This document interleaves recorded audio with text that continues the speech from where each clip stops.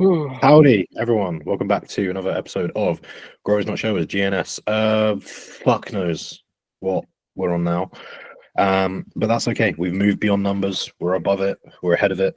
I'm joined, as usual, with Kamel. Kamel, mate, how was your week?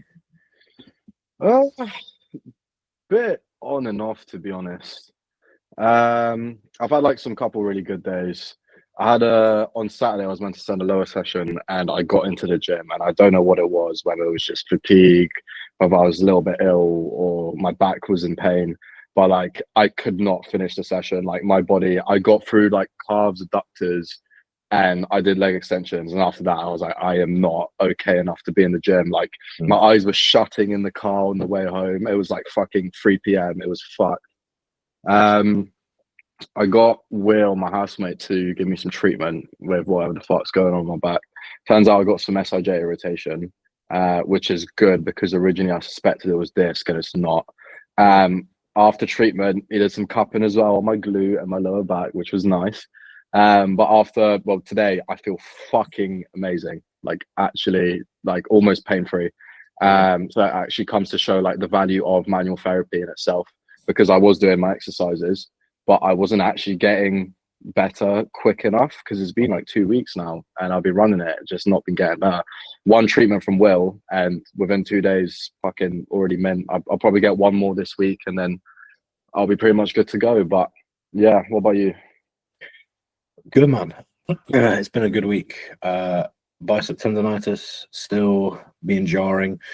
I've pretty much found my way around it with training, but like day to day, it's there. It's kind of it's in my extensors as well, and it's kind of a little bit in on the left side. On the right side, it's pretty much just pure bicep tendonitis. On the left side, it's kind of in the extensors in my elbow a little bit, which is fun. But yeah, for the most part, managing that seems to be okay. It's fine. I can train around it. It's just like it will flare up and then go away. It's like you train around it, it flares up a little bit, and then it dies down. Like classic fucking tendon rehab. You piss it off a little bit. That day, you have to be a little bit careful. Next day, a little bit sore. And then you have like training legs, rest, whatever. And then you come back around to it and it's fine again. And then you piss it off again and then etc. But it's slow. I'm slowly rehabbing it. So yeah, good. Other than that, fucking yeah, man, things are ticking along. The only changes that I've made really with my own training are I've moved biceps over to the start of legs, and I've put my ab work onto upper, because I found posturally the abs had a lot of benefit for me with pressing and pulling, more than they did for like squatting and hinging. And then I wanted to put biceps on the start of lower, because obviously I've pulled my bicep volume down now, because I think that's how I caused the tendonitis, was just overuse. But I noticed a lot of growth from just having a session where like I would start off with biceps. So I start off my upper with delts and then start off my legs with biceps as my kind of 2 weak points. And I literally, my sessions are laid out as like in order of priority. And I've noticed that like the difference in growth is vastly different. So yeah, man, that's pretty much been this week. Yeah, I think a lot of people have a good idea in the sense that I see a lot more people now warming up before the sessions. Yep. But there's a lot of misconception going around, like general warm-ups, like your warm-up should be tailored towards you. So say, for example, myself, I like doing side planks because I've got QL imbalance. I like doing scap pull-ups because I've got a bit of scapular dyskinesis. My lower trap is a little bit weak. My subscap is a little bit tight on my right side, and my pec minor is tight on my left side. So I warm up my shoulders by releasing those muscles, and that's sort of like a 5-minute warm up that's tailored towards me and the issues that I have. But that's not going to be the same for everyone, you know. And like having a warm up that's tailored towards you is going to be infinitely more beneficial than just doing a general warm up where you fucking do some whatever the fuck this is, like some backstroke and like swing your arms a little bit like an 8 and get into your sets. Like, you know, when longevity is such an important factor, when you know, looking after your body when you're training is so important. Like majority of people should be warming up. The argument can be made when you're younger, you know, you can be a bit more reckless, your body can take it. but at some point, like us, you're gonna end up feeling it. You know, some person might be their shoulder, one person like me might be the lower back. Either way, it's just fucking long. How do we avoid it? We can't. But how do we delay it or for as long as possible? By doing things like, you know, having a warm up that's tailored towards you, what you actually need, not what you think is good. Goes on to the point of like doing actual assessments in terms of ROM and stability. So strength tests is super, super important. One area that I always look at will be like abductors. So your glute med, is there an imbalance in strength? Because that can cause knee pain. Lower trap is really commonly seen, and serratus anterior actually in terms of scapular dyskinesis, which is quite popular, or not popular, but it's quite common to see in people as well. Rotator cuff as well. I think some people will have a disproportionately strong subscap just because it's such a strong muscle, and it's the only internal rotator of the rotator cuffs, and there's 3 external rotators. So that's another important one to look into. But yeah, that's basically it.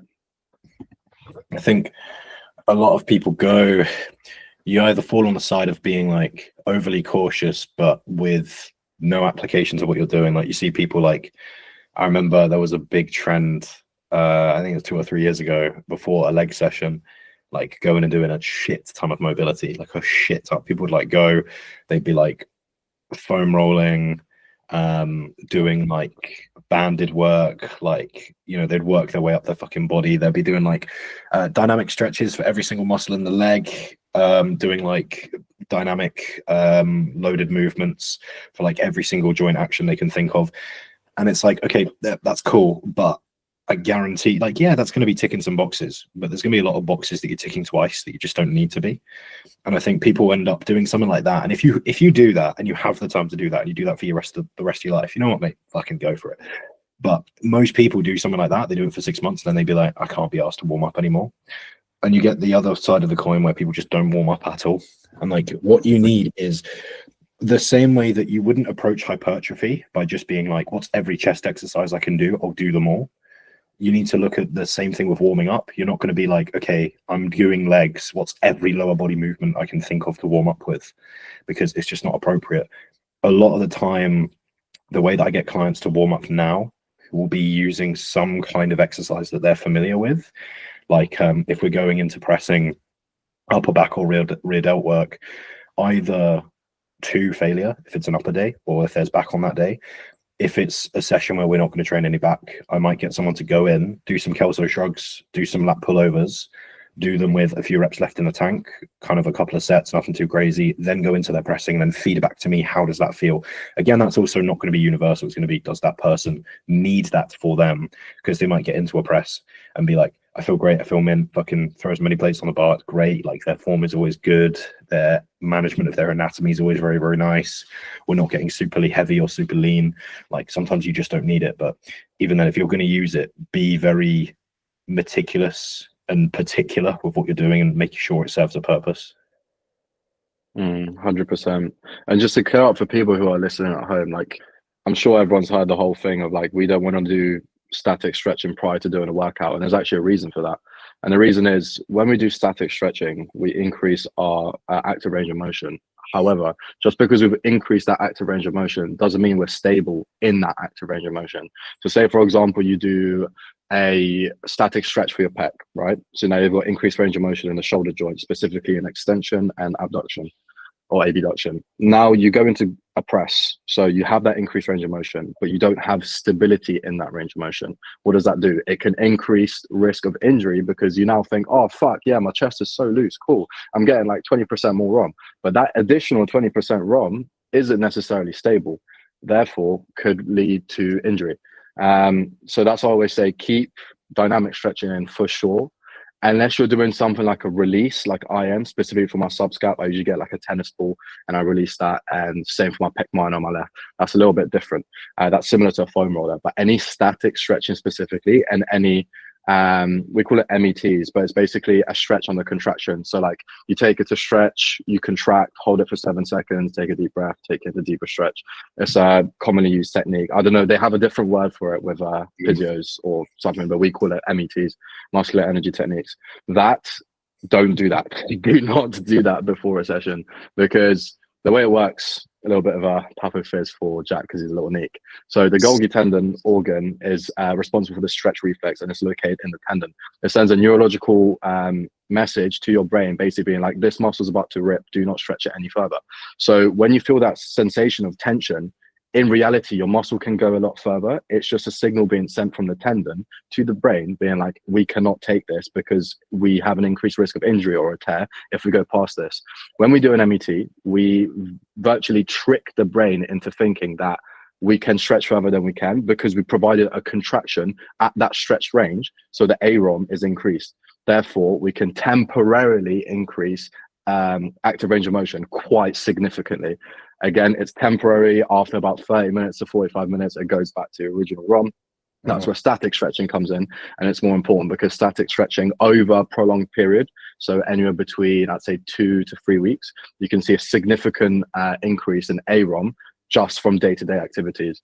But again, another problem, people think that stretching like here and then is going to provide a benefit. Like, motherfucker, you need to be stretching every single day if you truly want to increase your AROM on a day-to-day basis, not temporarily. You need to be, one, training with full range of motion because that will inherently stretch your muscles, but two, if you want to be stretching outside of the gym, you need to be stretching every single day. Otherwise, your body isn't going to have that ability to adapt, or not necessarily ability, but the signaling to adapt. It doesn't have enough of a reason because you're doing it like, I don't know, once a week, twice a week, etc. So if you are someone who, I don't know, has like sports related goals or anything like that, and you're stretching outside of the gym, make sure to be doing it consistently. And I'd say every day to even every other day would be your best bet. It's the same theory of like stimulus adaptation, isn't it? Like, you wouldn't expect to, if especially like the longer that an issue has been present, like if you've had a certain level of mobility and your goal is to improve upon that, you're trying to create some kind of adaptation. In order for that adaptation to occur, you have to supply sufficient stimulus, otherwise it's not going to happen. And if you're thinking that, yeah, like occasionally in an unstructured way without progressing what you're doing, you can kind of just, you know, figure something out or find something or kind of get some kind of result, like it's just not going to happen. You have to be meticulous with the way you do things. You do have to progress it. It has to be even like there's an element of intensity as well. Like, you know, I could put myself into a stretch that I don't really feel, you know, like if I literally sit here like on my chair and I like try and kick my butt, I can be like, okay, I'm going into knee flexion, my quad is stretching. Yeah, but like if I do that right now, I don't feel anything in my quad.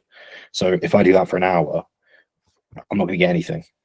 Even if I do that, like, you know, every single day for an hour. So there needs to be some level of intensity to the stretches that you're doing. And another thing I always get asked is, how long do I do a stretch for? I'm like, until you feel a change. And they're like, what?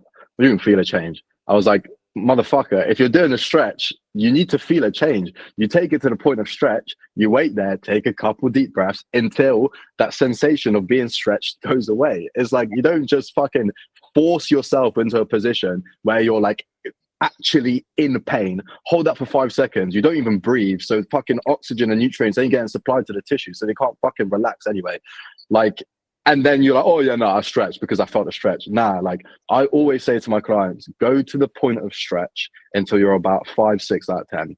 Hold that position, breathe, wait till it subsides to about 3 out of 10, then go a little bit further until it goes back to a 5 or a 6 out of 10. Hold that again, breathe, and then you can finish the stretch. That can last anywhere between 10 seconds to 2 minutes, depending on the person, the muscle, how tight it actually is, you know, the experience of training, etc. There are multiple factors, but there isn't no right or wrong answer how long you feel a stretch for. The right answer is until you feel a change. But yeah. Absolutely, man. I think stretching is one of those things that is, depending on the kind of background that you come from, it's either overvalued or undervalued. I think if you're into resistance training, it's undervalued. I think if you're a general gym goer, it's probably overvalued. Like, you know, like fucking yoga mums who will be like, you know, doing stretches constantly and nothing else. And it's like they're doing stretches expecting like their arms to tone up. And it's like you're stretching into a range of motion that you've had for 30 years. Like you're not doing anything too special, or, you know, they're like stretching into a range of motion that like they just reach every single day in day-to-day life. But I think stretching is really misunderstood, and it's quite difficult, like particularly when like I've tried to work on mobility. Like it's tedious, it's difficult. I think the hardest thing is the contradiction of it. Like you said, with you kind of need to be like almost parasympathetic with it, but you need to be able to tolerate that pain. Like I remember listening to like really slow music in the gym, doing like couch stretches, just trying to pretend like my hip flexor didn't feel like it was going to tear off my fucking hip. And like it's really weird to like try and like breathe and like not make a face, because if anyone's done any serious stretching listening to this, it fucking hurts. Like it's horrible. It's way worse than training, way worse, because you sit in it and you hold it and it feels like it's going to rip. It feels wrong. But when you have to like try and not, you want to get as much of that as you can without kind of like tensing up or like flexing into it, or like kind of gritting your teeth or accelerating your heart rate. And that's the difficulty, is like just trying to remain composed while you're like leaning into this stretch. Like I remember like flexing my glute, trying to extend my hip as much as possible, feeling my hip flex like with my fucking foot like behind my body, like against a wall. And it was like, yeah, it's a horrible feeling, but afterwards the sensation you get is fucking amazing. You touched on static stretching a little bit. I feel like a lot of people listening at home will probably know what that is, but run people through it very quickly. So literally what we just mentioned, static stretching is taking yourself to passive range of motion until you feel that deep stretch. And static stretching is basically identified when you're not moving. So you take yourself to that point of stretch and then you're not moving. With dynamic stretching, which is the other formation or the other form of stretching, it's more of you're working with your active range of motion and gently tapping into that passive range of motion. So for example, if I'm trying to stretch my pec, a static stretch might be like, if there's a wall here and I've put my chest up against it and I'm pushing my T-spine forward in order to stretch that, and then you feel that stretch. Whereas a dynamic stretch for the pec could be like if I have a resistance band and I'm literally just doing abduction like so, and that way I'm stretching the pec in your active range of motion and very gently increasing that passive range of motion, rather than aggressively going into passive range of motion and kind of like you said, be in a little bit more pain. You should never really be in pain from dynamic stretching unless you're walking around with violent OA in every single joint. You shouldn't really have pain from dynamic stretching. With static stretching, like you said, it is a bit more difficult. It is uncomfortable, but like with training, you do get used to it if you're consistent with it. But yeah, there was something else that I wanted to touch on, but now I forgot. Boy, it's been a long day for both of us, everyone. It's been a long day. Yeah, the thing about like static versus dynamic stretching is you have to think about the placement of it. Like there absolutely is a place to do both. Often you can take something like a static stretch. I mean, a couch stretch is for anyone who doesn't know what that is, this way you kick, how the fuck do I describe it? Find a wall, kick your own butt, and then put the shin of the leg you are kicking your butt with against the wall, and then try and like push your hips forward. It's horrible. If no one knows what the fuck I'm on about, Google it. And it is a static stretch. If you were to, you can run something like that, and then you can kind of almost position your torso or position yourself away from the wall. You can kind of rock into and out of the stretch and like into a range of motion that would stretch your hip flexor versus a range of motion where it's almost contracted. So I remember like before a session, if I wanted to like do a couch stretch, I'd almost like I'd keep my leg against the wall, and then I'd like bend at the hip and almost try and like get parallel to the floor to like shorten my hip flexor, and then kind of pull up into it, hold it for a second and come back down.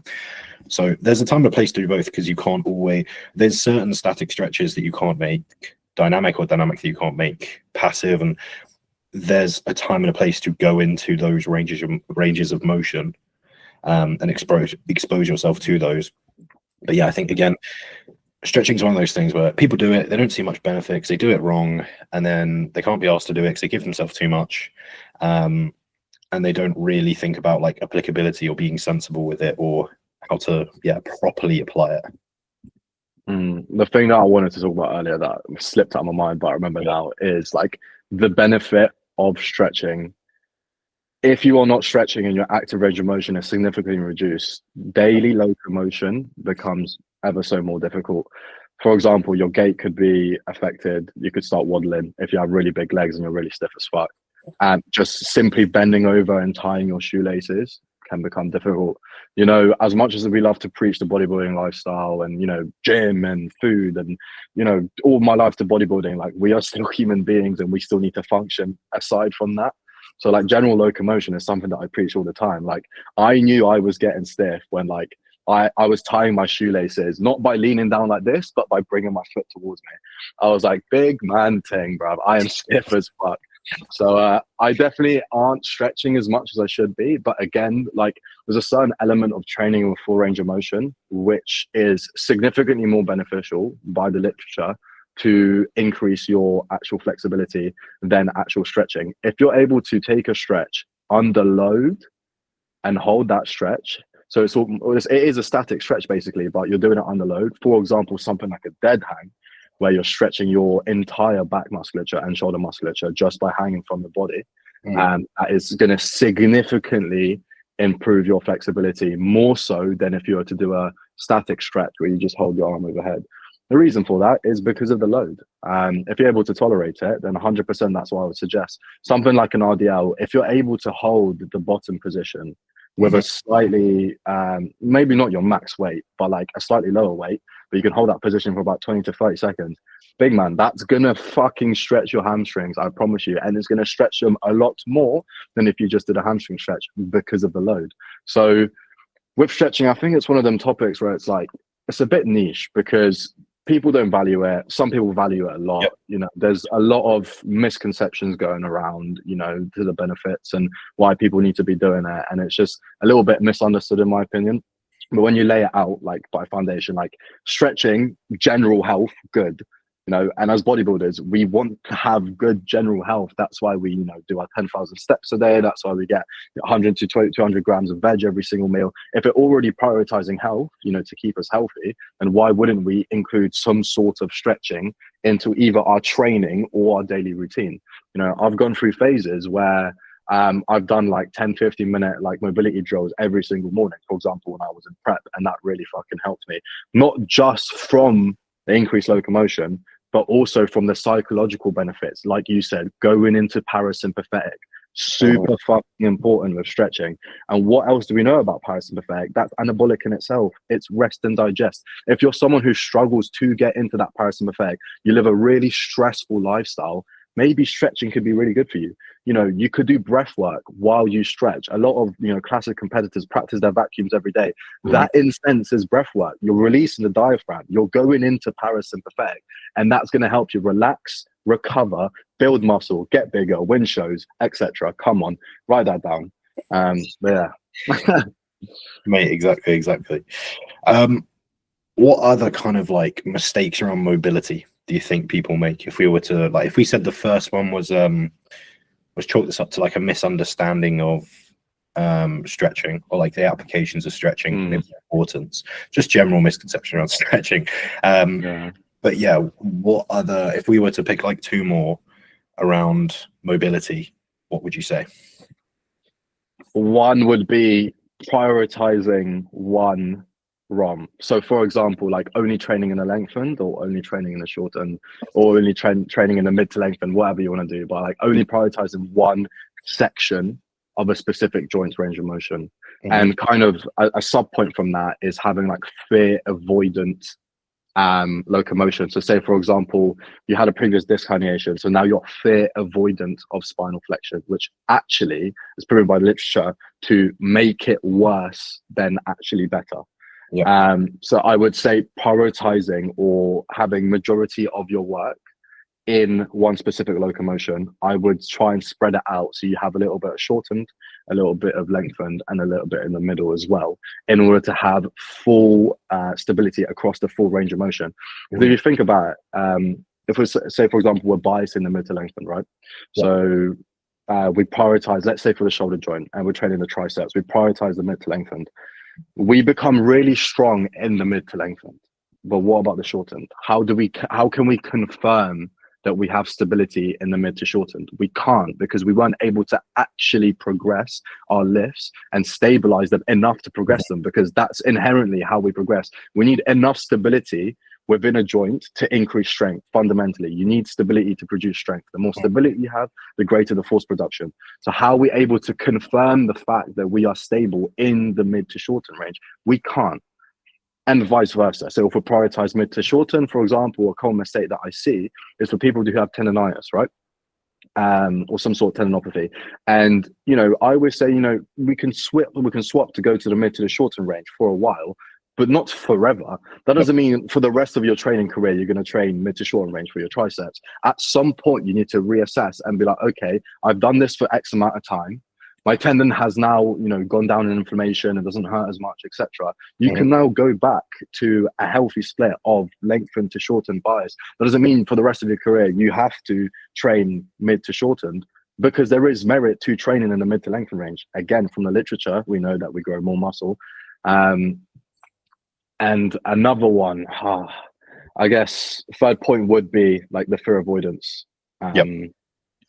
So commonly seen, something that I struggled with as well, actually, because of what happened with my back, and I was, fear avoidant of lumbar flexion. But it's so commonly seen. So like, there's two categories of action that people fall into in regards to injuries. So there's a fear avoidance and a fear confronter. A fear avoidant person will do too little. They'll be too scared to do the movement. After they got injured, they think if they do it again, they're made of glass, so they're going to avoid it at all costs. Fear confronters are people who will do too much. So a lot of gym goers will fall into this category. I'm sure, like, you've been injured, you tell them, oh doc, like, how quickly can I get back to doing X, Y, and Z? They're the type of people who you might give them rehab 3 times a week and they do it 7 times a week. So they're actually doing too much rather than too little. So people fall into the category. It might not necessarily be one or the other. They go through phases, but generally people can be categorized into one or the other. So it is super important to educate your patients or your clients regarding, locomotion, like how, to have pain-free movements, not be afraid of doing the movement. You're not fucking made of glass. If you flex your spine, a year, 2 years after you fucking herniated a disc, you're not going to herniate another disc. Chances are, majority of people herniate discs that are symptomatic after doing something with load. And this is the thing that people don't understand on the topic of disc herniations. Majority of people fucking have disc herniation. They're just asymptomatic anyway. Like, sorry, I'm going off on a tangent here, but a lot of people put an emphasis on imaging, right? Cool, I got an X-ray, I've got spondylosis, or I've got fucking, facet irritation, whatever. Cool, that's definitely what's causing the pain. And that's not necessarily the case. Imaging is just a snapshot of what's going on in your body at that specific time. Same thing with blood work, right? People get blood work done, they're like, oh cool, my vitamin D is fine now, cool, I don't need to take it anymore. But that's what your hormones are, or what your nutrients and minerals are at that specific time. So don't put too much emphasis on fucking like imaging. If you get an X-ray done and you're like, oh my god, my back's fucked, like I've got really early onset like spondylosis, I'm 30, I've got fucking 2 disc bulges, like there is still things that you can do in order to mitigate the pain. Just because you have these structural abnormalities, I wouldn't say abnormalities, but like age-related changes, let's say, doesn't necessarily mean you can't be in pain. Pain is just a signal being sent from the tissue to your brain, being like, something's going on here. It isn't inherently bad. Something that I've discussed again on this pod of the pain neuroscience education, really fucking interesting. If you're a geek, search it up. Yeah, those will be my 3 points. So not training in one specific range of motion, kind of doing it all together. Fear avoidance / fear confronter patterns, and then so dynamic and static stretching and that applicability and when to use them. I'm going to kind of feed off of that a little bit. I think one that a lot of people overlook in terms of like movement variety or overall training plan variety would be moving through the planes of motion, or as many different planes of motion as possible. Like, you will very often see that a lot of bodybuilding is very like sagittal or frontal, and there often lacks a lot of transverse exercises or something similar. And there's a time and a place to try and kind of put those in. It's something that I would say be aware of with a plan. I think a lot of coaches really aren't. And like, I mean, the most common one, like again, a lot of lifts not really being transverse, like particularly with the spine, we don't often like teach or kind of train a ton of rotation as bodybuilders. And then people will be like, oh my God, I can't get my fucking scaps out. And it's like, yeah, I wonder why. A lot of the benefits to like range of motion and being able to kind of access certain ranges of motion comes from training from a variety of angles, and sometimes there's no way of doing it. You'd have to kind of force it. But even with like warm-ups, doing something like where you do experience a little bit of like trunk rotation or flexion or something similar is a good idea. So for anyone out there, it's kind of one of those things where I'd say it's not that there's more important things to focus on, sure, but it's one of those things you want to be aware of. You want to have that as a coach and be like, hey, I've given someone an upper day and it's entirely fucking sagittal or something like that. Okay, I should probably be aware of that. I should probably try and vary what I'm doing there. And particularly when you've got exercises where you've got like a dumbbell or a cable and you have a bit more freedom of movement, you can move across multiple planes, and it's good to be aware of those things. And again, that's where if you've ever got any holes in your plan, like for example, like often ones that are neglected with like if we're picking muscle, if we're picking like actions and muscles that people tend to avoid as bodybuilders, we've got like abductors, tibs are like the main two that kind of come to my mind. If I'm not going to program someone sets to failure because there's no time or it's not a priority, whatever, I'm going to at least be like, hey, do this, keep a couple reps in the tank, do it as a warm-up, log your weights, don't let them slip. Over time, progress them. If you can't progress them every week, fine. But like, let's drive some level of stimulus. Yeah, sure, the muscle building stimulus is pretty fucking low. But in terms of like a joint and range of motion adaptation or just an overall health perspective, there is still significant benefit. And then if someone gets into a position where it benefits them to do more abductor work or to do more tibialis work, then okay, we can just bump up what we're already doing. Similar thing with like I said, like varying your exercises and trying to take a joint through as many different planes as possible. Like don't make like if your shoulders are always moving in the exact same way across every single exercise, then holy fuck, you're going to get issues. Like people love to train the side delts with just variations of laterals, like machines, cables, dumbbells, stuff like that. Even when you've got an exercise like an upright row, it's like, okay, those are still all very frontal. Whereas if you look at a Y raise, yes, there's a frontal aspect, but there's also a transverse aspect. There's also a different level of shoulder flexion that you're training that side delt through, and there's a ton of benefit to that. Like me in particular, I find that laterals can be quite harsh on my shoulders over time. Y raises never give issue. And often like having a bit of variety between those allows me to progress and just stay pain-free. And particularly anyone who like has shit shoulders like me, where you're going to end up doing a lot of sets for them. It's not great. So my first thing is planes of motion. And the other one would be kind of similar to you, avoiding certain ranges of motion or certain actions. Like people get very fearful of, I think the classic one would be like thoracic rounding in a hinge, like particularly like, let's say a deadlift, right? Like, oh, thoracic rounding, and I kind of or if we have like lumbar rounding in a squat, it's like, okay, we look at this and we say, oh, you know, sure, there's a risk factor to that, absolutely, but let's observe this over time. Let's look at what potentially could be the reason for this. Is it problematic? Is it going to be problematic?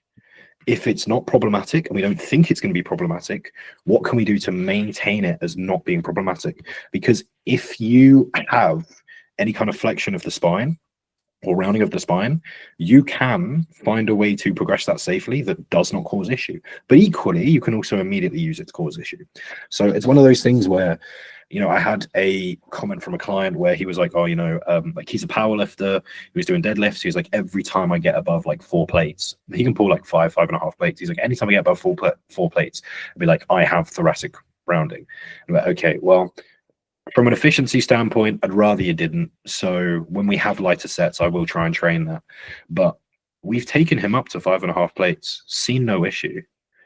We'll try and train as much of his thoracic spine as possible, so that we're, you know, exposing it to different ranges of motion, and so we're not causing it to suddenly be exposed to a level of tension or load or ROM that it's not unfamiliar with. But we've not seen any issues from it. We've built it up slowly, and again, that's ultimately one where you have to prioritize and say, okay, realistically, How often are we really taking deads that heavy? Not that much. What can we do to mitigate this issue? We're actively working to fix it, but not to the degree of, okay, mate, you're not allowed to deadlift, you know, anything that you can't hold with like a neutral T-spine, because that would be fucking pointless. Again, it's one of those things where I think a lot of coaches want a very sexy answer of like, you can't do this, you have to do that. Like, coaches will be like, oh, it's always fine to have like butt wink on a squat, and other coaches will be like, it's never okay. And the answer is like, is it problematic? Is there a reason for us to do it? Like, if someone's got a reason where I'm like, okay, they have to be squatting for whatever reason, this is important to them, the butt wink doesn't seem to be giving them any issue, I'll just say, okay, keep on filming this for me, let's make sure it doesn't get any more excessive. If you notice any issues, let me know. But if we're careful with our loading and we're careful with our exercise sequencing, and even if I'm careful with the way I load their spine through other motions, then we can overcome that risk factor pretty heartily. But again, you also have to bear in mind that, yeah, there is still a risk factor to that. There are certain angles of certain joints that are easier to be injurious, but it doesn't mean that you necessarily have to. The same way that nutritionally, I would say there are foods that are easier to digest and harder to digest, but that doesn't mean that you can't give them to people. Like, just because I can't tolerate lactose doesn't mean that you can't. The same way that just because I can't tolerate a certain ROM doesn't mean you can't, or I can't learn to. The way I look at thoracic rounding is very simple. Like, if we look at the anatomy, right? Yep. The T-spine has a kyphosis. It is inherently rounded. And we have structural differences between people. So some people might have a more prominent kyphosis and some people might have a more neutral kyphosis. That means some people might, you know, appear to have a rounded back, but actually for their specific spine, they're in neutral. Now, what does the L spine have? A lordosis. See, now that's problematic because the curves go in the opposite way. We're going into extension. So if the lower back's rounded, we're actually inherently in more ROM or away from neutral than we should be than if the T-spine was rounded. Another thing to look at is the musculature, right? So look at the lower back musculature that stabilizes. We got the erectors, yeah, cool. The T-spine has that too. We got QL, we got psoas, we got rectus abdominis, we got some obliques, and we got the pelvic floor. Cool. Look at the T-spine. We have lats, we have traps, we have rhomboids. Like, we have big fucking muscles stabilizing it. The T-spine is inherently the most stable spine or part of the spine. Why? Because it holds, one, your ribs, and two, your visceral organs. So it's super fucking important. Your body needs to have that as a stable area in order to protect you fundamentally. So that's my answer to that. I agree with you completely. If it's problematic, then yes, it's something that we need to look into. But majority of people, it's not really going to be problematic for those reasons. Like I said, structurally, we have a kyphosis in the T-spine. So it's going to be normal for a lot of people to have a little bit of rounding. That's just the way our spines are shaped in order for normal function to occur. And another thing that I wanted to talk about is going back to your previous point of like taking progressions. Like, as bodybuilders, when an exercise stops or you stop progressing an exercise, your immediate reaction will be like, oh, either to take 10% load off and start like with high reps again, or like swap the exercise completely. But I like to be a little bit more reflective of why you're not progressing an exercise, because if you're so quickly to jump the gun, it's like, you know, I haven't progressed this exercise for 2 weeks, cool, I'm just going to swap it out. But it's like, but why are you not progressing it? Is it a stability issue? Is it a mobility issue? Is it, you know, X, Y, and Z? These are things that can be so easily addressed if you have someone like me or Jack in your corner who's able to actually assess your form. And another good thing is fucking sending form clips. It's like, a lot of my clients are telling me like, why do I keep sending you form clips when I know my form's good? I'm like, motherfucker, because 1 week your form could be shit and the next week could be good, and then it goes back to being shit the next week. Do you know what I mean? Like, just because you sent me form clips of you doing barbell squats 3 months ago and they were really good and I was happy with that, you've now added on 10, 15 kilos to that. I don't know how you're moving that additional weight. You know, so always keep checking form clips. But going back to what I was saying, it's like, we're able to assess if there's, you know, an inability to protract your scapula on one side, for example. If there's an inability for lateral stability, like I had with my left QL, which inherently made me more unstable on things like hinges, because my right QL was fucking contracted to fuck and was crying for dear life. And my left QL was just like, la, la, la, la, la, just fucking chilling, just not doing anything. And it's like, ever since I implemented that, I know now, I've taken hinges out for the moment, but I know now when I go back to hinging, I'm going to be like, whoa, what the fuck? Like, look at me, big bollocks, bruv. I'm bare stable in that.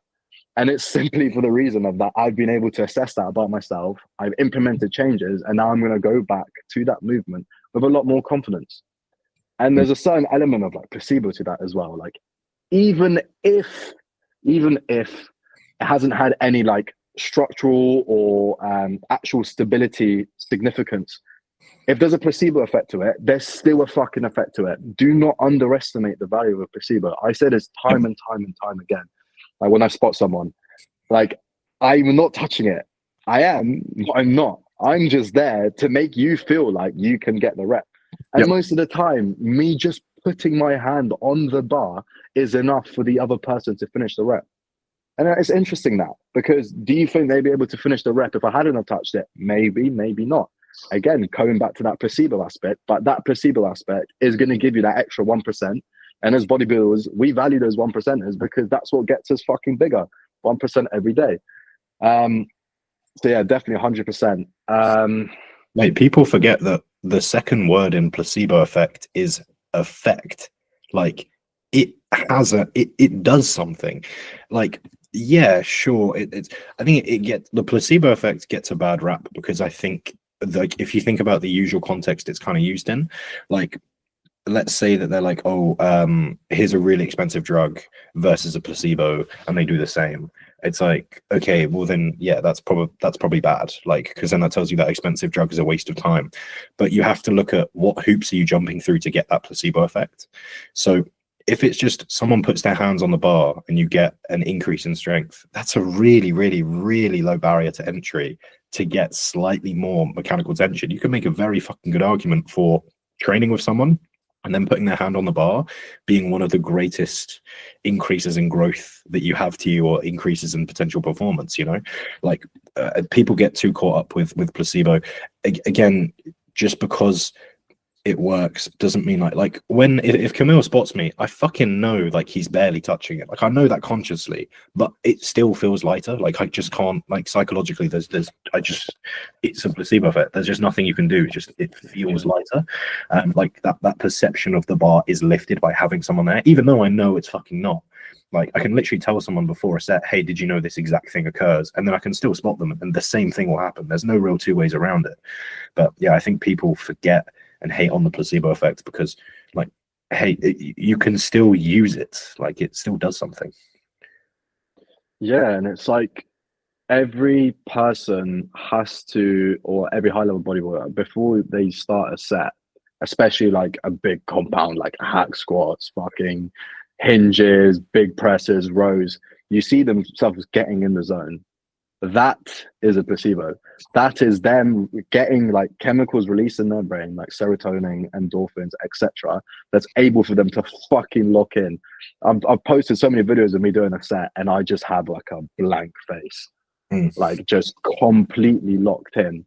And you could argue, if I wasn't that focused, would I be able to get the same stimulus to the muscle? Probably not. That's a placebo, because whether I'm locked in or not, I'm still doing the same amount of reps. But because I'm locked in, I'm able to be so much more conscious of everything. And I'm releasing these chemicals in my brain that are making me feel like you can do this, you know, like take it to absolute failure, make everything perfect. And that has a translation to the actual set and then improves the quality of the set. And that goes on to the point of like your attitude towards training. Like, if you're not going into every session and you want to fucking kill those weights, you're doing something wrong. Like, I'm not saying you need to be like a gorilla like me and go in there and just fucking, yeah, one more, two more. Like, you don't need to do that shit. But like, if you need to have some sort of level of concentration when you get into the gym because you're there to get shit done. And if you're struggling with things like concentration, which is completely fine, but you need to review that, because if there's one point in the day that you need to be concentrated, it's in the fucking gym. You need to know what you're doing in the gym is going to be fucking effective. And the only way to do that is to be switched on mentally. If you're not switched on mentally, you're going to be half-assing your reps. You're going to be, not pausing it in the stretch. You're going to be fucking your mind somewhere else on fucking Instagram reels, and the weights are in front of you, and you're not going to get everything you need to get out of the gym. Mhm. So your attitude towards training can be affected. So you need to be constantly reviewing that. I'm sure Jack can agree with this. It's like I go through phases where like I'm super fucking dialed into the gym, and then I'll have sessions where I'm like, do you know what? Like I wasn't there mentally today. I wasn't able to tell myself like you're getting those additional reps, because it does happen. It does fucking happen. But like your ability to concentrate is such an important factor in the gym, because like I said, you're going to the gym to get the work done and to get the fuck out and recover. If you're going into the gym and you're half-assed and everything, you're going to get out. You're not going to feel that good about yourself. You're not going to grow as much muscle. You're going to go home after the gym and be like, well, fucking, like, I could have got an extra rep on this, or I could have got an extra rep on that. And you're just going to be fucking pissed off, realistically. So, yeah.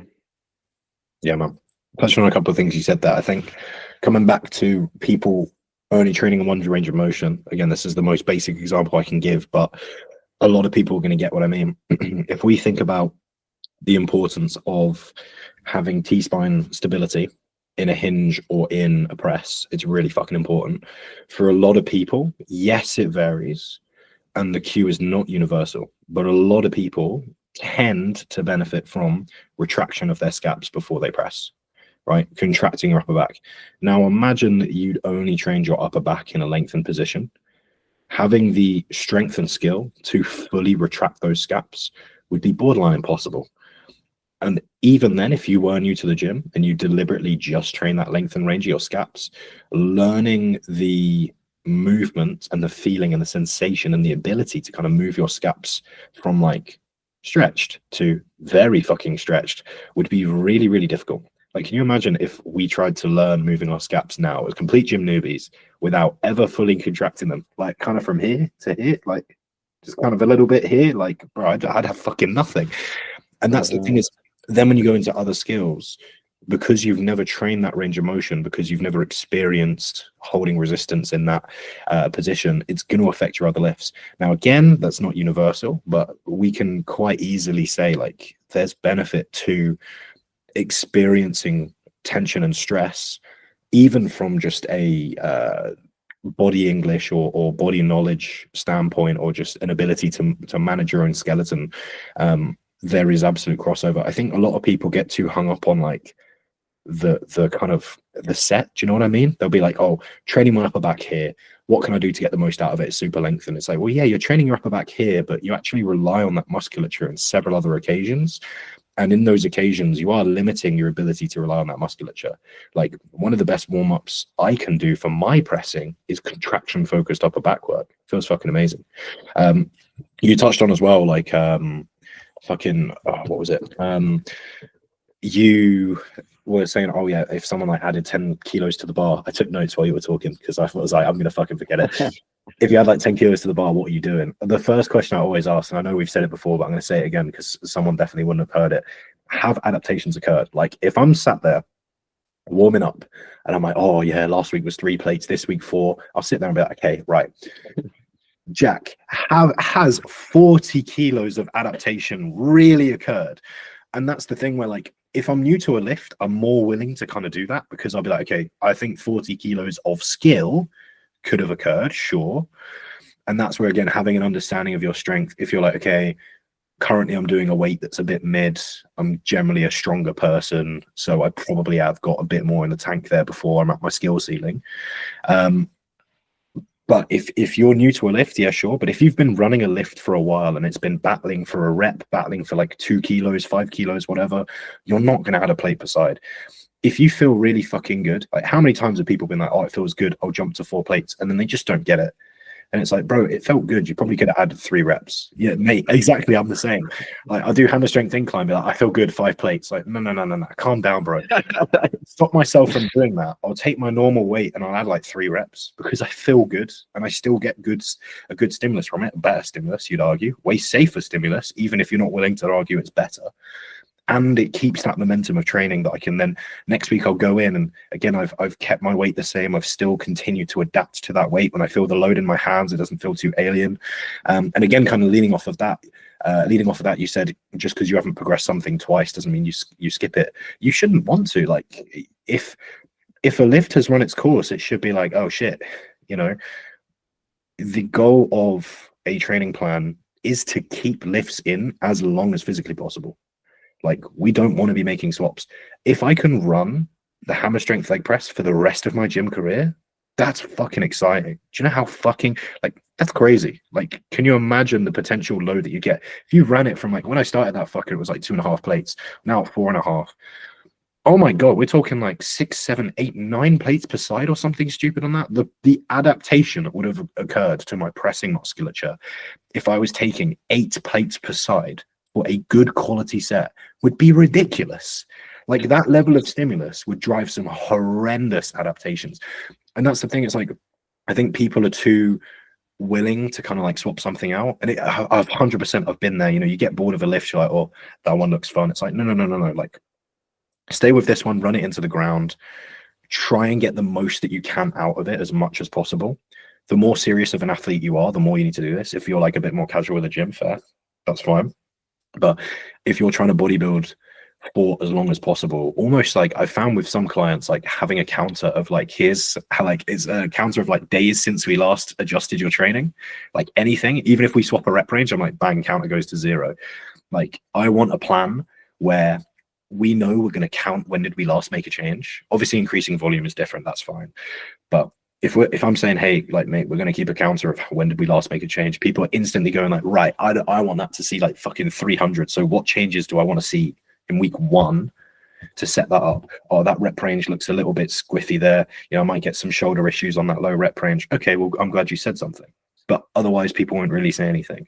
But it's something I do with my own training is I keep a track of like, how long has it been since I make a change? If I'm going to make a change, I'm like, this needs to make fucking sense, because it's too easy to just kind of like change your split or your frequency, or just kind of, oh, that lift fell off a couple of times. Maybe I'll just like, you know, swap it out completely. And it's like, well, ideally, we don't want to get to that point. Ideally, it should be like the lift consistently feels good, because if it felt fine at one point, what's changed? Probably execution. No.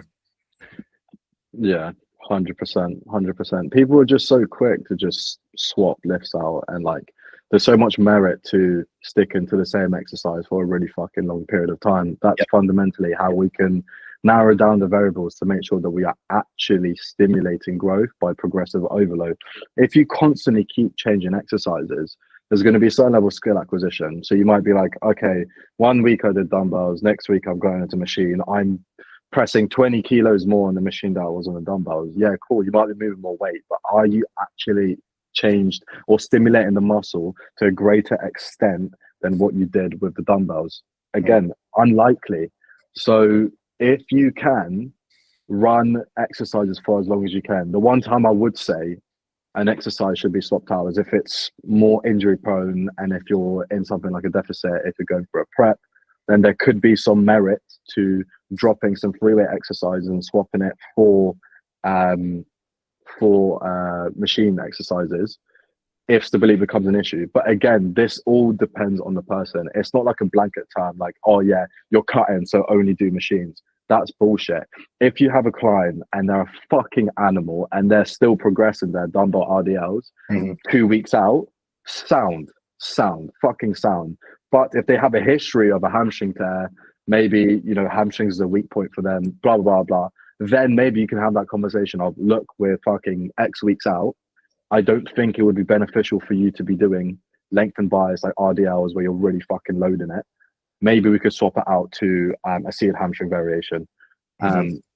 Because of that injury risk, them having, you know, a history of injuring that specific tissue, etc., etc. But again, it comes down to the point of like, you need to be constantly assessing and you need to have some sense of like knowledge and logic. That's the word I wanted to use. You need to be logical, like, and rational. Like, that's your job as a coach, is a problem solve, right? And part of that is, you know, risk of injury or like anything like that. And if you think something's gonna get fucked, then have your input. You know, like, as a coach, you need to have that level of independency to look at a situation and tell the client, like, look, I think X, Y, and Z could happen if you continue this. These are some alternatives that you can do, and then get their input. But like, you know, you can't be scared to do that. Like, sometimes as a coach, you need to call the decision. This is something that I have struggled with personally when I was earlier into my coaching career. But it was like, say for example, my client was in a cut, and like, they're like, oh, I binged today. I had 3 packets of Haribo's, pack of digesters, whatever. I was like, yeah, it's all right, don't worry. Like, fucking, and like, you can see how over an extended period of time, this sort of behavior is actually detrimental, because clearly they've binged because they weren't able to stay consistent, right? Mhm. You're reinforcing that behavior psychologically, because you're like, yeah, it's all right, just fucking get back to track next day. Mhm. Now, I'm not saying like fucking go on your client and be like, you fucking cunt, you binge on your diet, you're fucking wanker, all of this. Don't do that, but have a sense of like, okay, why did this happen? What was some of the motives behind it? Like, what caused the cravings? Like, let's actually get to the bottom of this. How can we prevent this from happening in the future? If this keeps happening in the future, it will be X, Y, and Z more difficult to get to your goals. So like, instead of just like brushing it past, you're not giving them a bollocking, or I'd say you're giving them a gentle bollocking. You're holding their hand through the bollocking, right? Yeah. You don't want to be giving your clients a bollocking, because as a coach, you don't want to be the boss. Again, this is something that we covered, but it's like, hold their hand through it. So it's like, okay, why do we binge? Because of this. How do we prevent this from happening? We do this. If this happens again, then, you know, it's going to take you X, Y, and Z longer to reach your goals. Simple. But like, that framework is so much more healthy, and it fulfills your job as a coach, because sometimes you do have to put your foot down. And this applies more to lifestyle clients. But like, for example, when you've got a client in prep, like, you need to be able to put your foot down with certain things. Like, people constantly asking for refeeds, or constantly asking for devolumes, or like, you know, prep is fucking hard. Prep is hard. You can't have a refeed every 2 weeks. I'm sorry. That, like, even fucking pros who have been competing for 10 years, fucking, like, they don't have a refeed every 2 weeks. And they need much more frequent refeeds than fucking you do, because they got significantly more muscle to hold on. Like, you know, there's a certain element of, you got to understand what you've got yourself into, and don't expect fucking your coach to be Lord and Savior. Because at the end of the day, we want to get you the result that you want. If you're not willing to, you know, go by the book and do like the bare minimum, or the things that you need to do, then we need to point that out, because that will ultimately reflect poorly on us as a coach. You know, you got to have a good boundary of like being lenient and like not being a fucking cunt, but then also actually standing up for the client's results, what they need to do to achieve it, and putting your foot down. There's a fine line, but you need to be in the middle of that. Agree, brother. I think on that, we'll wrap up. So to give a summary on what we spoke about today, we spoke about mobility mistakes a lot of coaches are making, the overvalue or undervaluing that people make. I think people treat stretching, again, this is just the moral of the story of this podcast, really, is it? When you know how to use something, you see when it makes sense and how it makes sense to use it, rather than just going, I give stretches, I don't give stretches. I think too many coaches are like, oh, you're doing push, I'll give you the push stretches, I'll give his legs, here's the leg stretches. Like, oh, your fucking calves hurt, here's like every calf stretch I can find on Google, here's the top 3 according to ChatGPT. Like, when you understand something, it makes things very clear cut. And I think people are just, stretching is still vastly misunderstood and underutilized. And yeah, generally mobility, I think, again, people need to program more from a joint and muscle perspective. Like, it's so easy to program from a muscle perspective, but please program from a joint perspective as well, because ultimately that's where muscles fucking attach to and what they move. That's pretty damn important. You're never going to have big legs if you have absolutely dog shit lower body mobility and joint integrity, take it from me. And yeah, mate, any final words you want to kind of put in? Oh shit, we should probably promote ourselves, mate. Fucking you do that, promote everyone, promote all the shit. So if you want to work with me or have any questions related to injuries or anything about the gym, then you can find me at Camille_at_your academy. If you want to be a horrible cunt and work with Jack, then you can find him at Jack_at_your academy. Final words: if you can't tie your shoelaces by yourself, probably a good idea to stretch. Nice. Thanks everyone for watching. Spotify, YouTube, you know the drill. And yeah, fucking have a good day or whatever. Bye.